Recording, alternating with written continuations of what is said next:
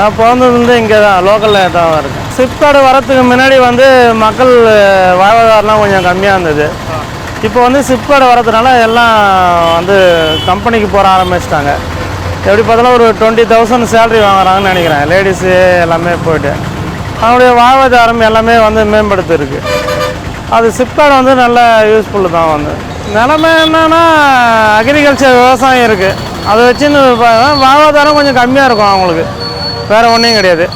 அவங்களுடைய சிப்கார்டு இங்கே வரலன்னா கொஞ்சம் பொருளாதாரம் கம்மியாக இருக்கும். வேறு ஒன்று வருமானம் கொஞ்சம் கம்மியாக இருக்கும். வேலை வாய்ப்பு கொடுத்தா எல்லாருமே வருவாங்க.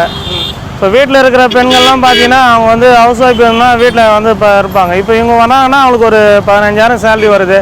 அந்த இன்கம் வச்சு ஏன்னா இப்போ பசங்களை படிக்க வைக்கிறதோ இல்லை வீட்டு வேலை ஏன்னா கட்டுறதுக்கு வீடு ஏன்னா பொருள் வாங்குறதுக்கு வேறு சேவிங்ஸ் பண்ணுறதுக்கு அது எல்லாமே யூஸ்ஃபுல்லாக இருக்கும். வேறு ஒன்றும் இல்லை. இது விவசாய நிலம் இல்லை. தரிசு நிலம்னா வானம் மாற்ற பூமி தான். அது வேஸ்ட்டாக தான் இருக்குது பூமி.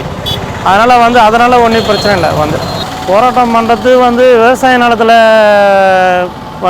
இது பில்டிங் கட்டி பிளாட் போட்டால் அது போராட்டம் பண்ணலாம். இது தரிசு நிலமாக இருக்கிறதுனால அது கட்டி பில்டிங் இது சிப்கார்டு வரதுனால ஒன்றும் பிரச்சனை இல்லை.